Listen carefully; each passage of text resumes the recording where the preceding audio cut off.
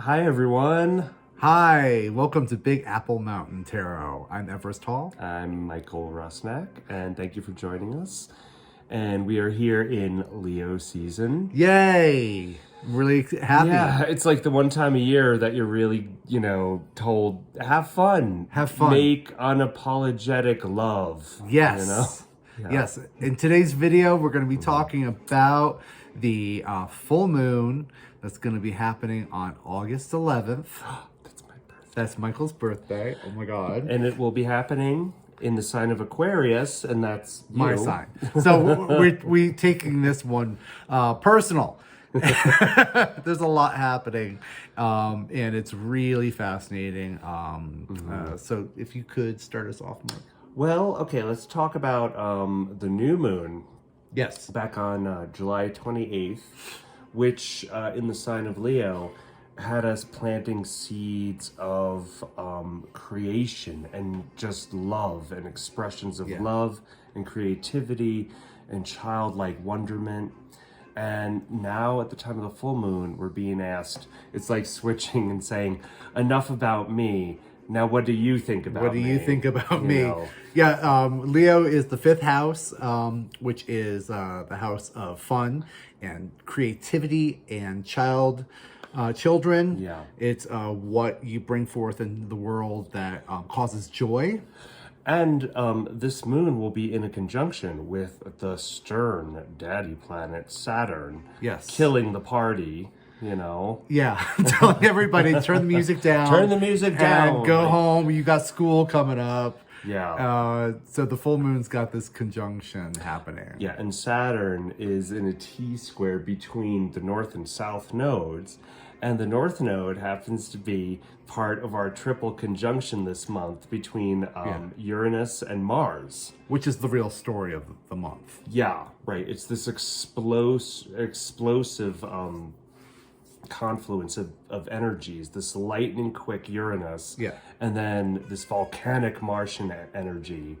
With the North Node, which is our future karma. Our future karma, it's in Taurus. Right. And Taurus is an earth sign, so we're thinking about the earth, but Taurus also represents finances and our body too. So that kind of covers everything in existence. You have the earth, you have our finances, and you have our physical bodies. So we're going to make a bold statement that something explosive will happen in finances, nature, finances. or health, or crops. I know. There's your prediction. It's so big. I know it's so big, but it's true. So there's like this really major thing happening. The triple conjunction has not happened since Alexander the Great. And it's a big 324 BC. 324 BC. I believe. It's affecting us individually, but it's also, I think it's happening more in a large scale development of technologies. And I was kind of talking to you about it, how I was not really sure if this is right or not, but I was thinking it's like that Edison, future scientist, utopian. With Uranus, anything's possible. Anything's possible. But it's Uranus in the North Node, which really kind of is like, it's like future actions in. And if we get in the time machine, right, and go back to the last time the North and South Node were in Taurus and Scorpio, it was 2003. Right. Right. And which is like, forever ago. That's like the very, very, very beginning of Facebook.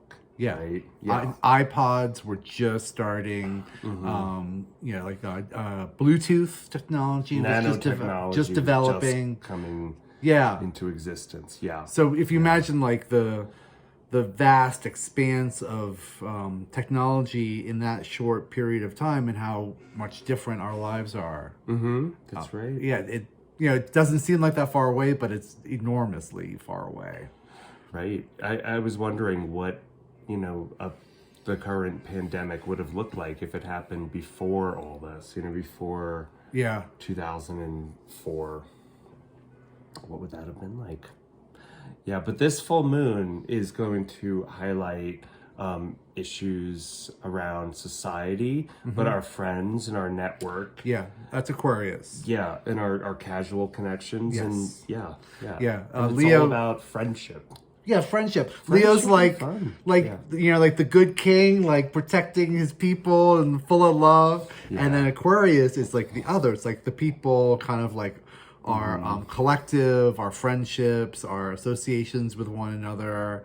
We got this Leo Aquarius thing, but I kind of love this combination. We have some trine energy, which will be helping out our triple conjunction, our north node. Pluto in Capricorn will be trining to Uranus and the north node. Yeah. And also Mercury in Virgo.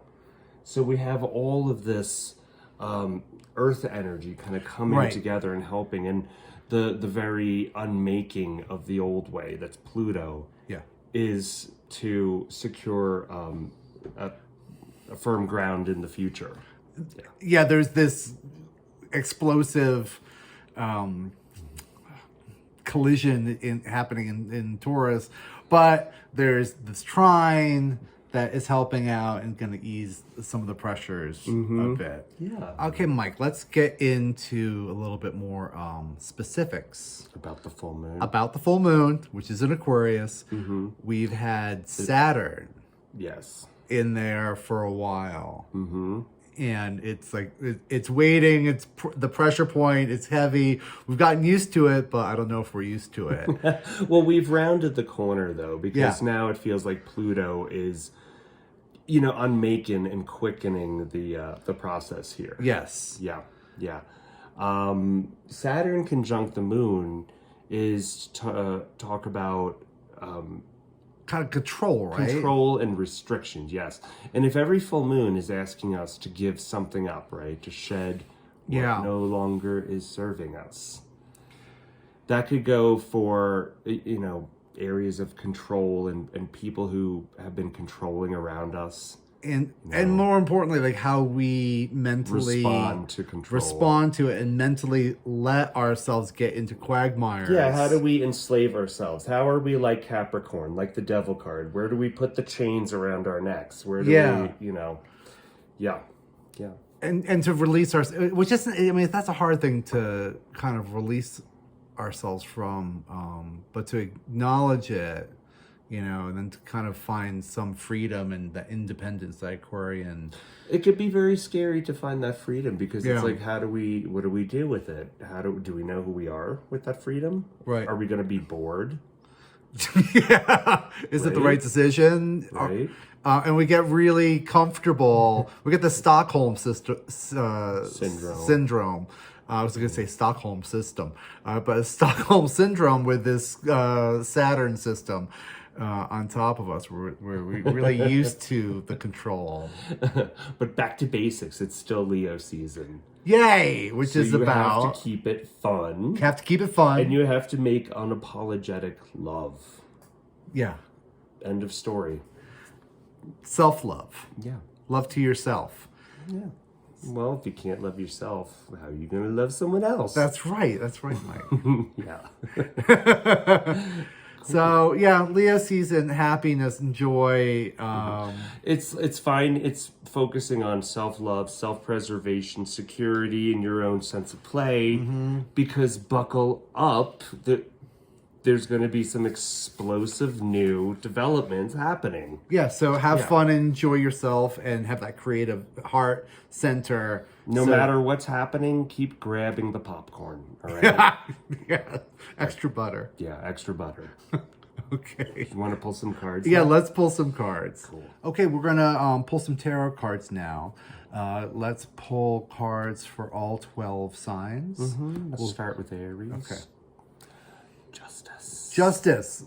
This one, there's so much to say about it. Well, there's a lot to say about justice and what justice is because it feels like we're figuring it out right now in real time. And But it's also like karmic action and the reaction to karmic movement. And there's the balance here. She's holding in the middle, and any weight on either side causes this reaction. This is fixed sign determination, right? Fixed sign determination. I like that one. Okay. too. Then we've got Taurus. Okay, 2 of swords. So Taurus, this is interesting. Thinking about what's happening for the Tauruses. She is against water, a sea of emotions. She's still on a stone throne. And Taurus, like Libra, is ruled by Venus. Yes. Right? Yeah. So Taurus and Libra have that little thing in common.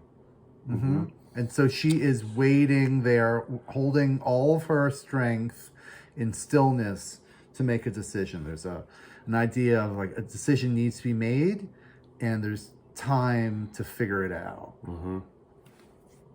But it's this tension of indecision. Gemini. You're Gemini. All right, Judgment. That's There's a theme this there's a theme. It's a big month. It's a big month. There's a lot of big Swords stuff are happening here. thoughts. There's a lot of thoughts, a lot of ideas. Yeah. Yeah. So Judgment, we have the angel here, which is raising the dead out of their graves. There's a resurrection happening. Gemini is, thought and communication. And there's almost like this communication of the music raising the spirits. Calling on new ideas. Yeah. Yeah. Cancer. Okay. Okay. Cancer. Cups are emotions, and that's Yeah. a lot of emotions. It's the end of a cycle. 10 is the end of a cycle. We just got through Cancer season, yeah. So this And card, could be the card of performing happiness, correct? or it could be the happy family card. There's, it's a rainbow. There's a spectrum of meanings here.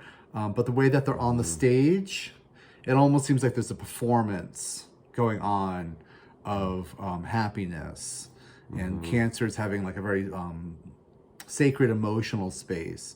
Perhaps sometimes there's a bit of acting that happens with that. Leo. Oh, okay. So like the scary cards that seem scary, I kind of love the best. They're the ones that make you feel. I know, they really kind of make me feel, and I'm like, oh yeah, I know what this is. Ooh, I just protected myself there. I know what this is. So there's the 5 of Pentacles. We have these figures here in poverty. This is about knowing how to ask for not just help, but security or friendship or a little more. It doesn't have to be monetary. It just needs to be more for your values. Yeah. Searching for more, being in need, searching for more. They're on the outside of the church. There's people inside of the church. Yeah. So there's a have and have not, and there's a wall in between them. And these guys can kind of find a way around to get in the church. Okay, Leo, and now we have Virgo. Okay, Virgo. Ooh. The world. This is the Saturn's card. We have Leo and Aquarius. The fixed signs. And Taurus and Scorpio there. So this is the whole kind of completion of the world. It's a real positive card. There's not anything negative per se about it, but it's got the weight of the world attached to it. That could be a lot of responsibility. It is. It's a lot of responsibility. Virgo has a lot of responsibility. Are up to that challenge. They're totally up to it. They live for those. They can do it. They have it. Scorpio. Libra. Libra. We got distracted. Okay, returning champion. 6 of Wands. 6 of Wands. This is a great card. There's a big party in this person's honor. Yes, it's honors with an audience there to witness your accomplishment. Yeah. It's public recognition. And then there's, as always, I say that there's like a little kind of secret between these two. The horse knows something. The horse knows what actually happened to get to this point of public acknowledgement. Libra. Scorpio. All right, Scorpio. So we have a figure here. She is imprisoned by her own thoughts. Imprisoned by her thoughts. and she can wiggle out of those bonds. The blindfold is loose, her bonds are loose, and she can back out of it. She can put her toe in the waters of emotions and feel her way through it. If she feels it. It's very easy, but it's not always easy. We don't make it easy. And part of feeling your way through this self-entrapment is feeling your way through this self-entrapment. Okay. No, I mean, you got to feel it. Okay, so that was Scorpio. Sagittarius. Okay. Sagittarius. Sagittarius. There's a lot of heavy cards coming this month because there's heavy stuff happening here. This card talks about an offer that you're not sure you want. No, you're not satisfied. There's dissatisfaction here. No. There's 3 of Cups. They're deep spiritual wanderers too. Yeah. You know, they're always asking the deepest philosophical questions. And yeah, there's an emotional offer that isn't enough. These 3 cups aren't enough, and there's something happening which isn't satisfying you. Which is, actually that sounds kind of square for Sagittarius. Yeah. If it's not causing that pinch, then yeah. And the Sagittarius I know are like real intellectual. Yeah. Kind of like, I gotta figure this out. Sagittarius, Capricorn. Okay, for the full moon, take a rest. Yeah. You recharge, because you're just such overachieving, hardworking, goal-oriented people that never stop. Yeah. So part of this is it's a recharge for you. You got to recharge. Maybe take a break, research. I like this little window here. It's like a puzzle that needs to be figured out.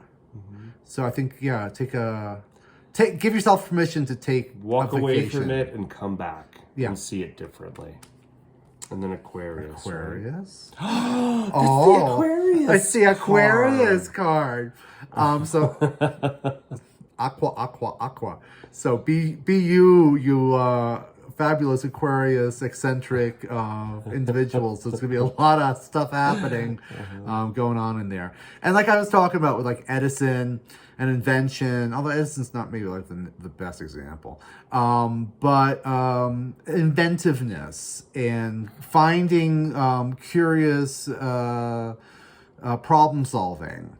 And thinking far futuristic, outside the box, far out. Think way out, far out. That's Uranus. Think far outside the box. Like how do we make food to sustain ourselves if we're living in a dark apartment? Can we grow food for the entire year for in there? Does blessing our food change anything? Yeah. Really? Yeah. Purifying the water. Yeah. Okay. And then last but not least, wonderful Pisces. Okay, Pisces. This is a good high Pisces above card. the clouds, on your stone throne adorned with butterflies. Yeah. I feel like there's been a lot of processing on the subconscious for our Pisces friends. Having come through that long conjunction a couple months ago that kind of wakened all of our sensitivity. But for Pisces, it's time to, rise your thoughts above the clouds. Yeah, exactly. Clear thoughts, and a raised sword. And with that, a raised sword to you all on this Aquarius full moon in Leo season. We hope that this was clear and concise and not too goofy for y'all. We have a great time doing these videos. Have a lot of fun. And we thank you very much. Thanks. Bye-bye.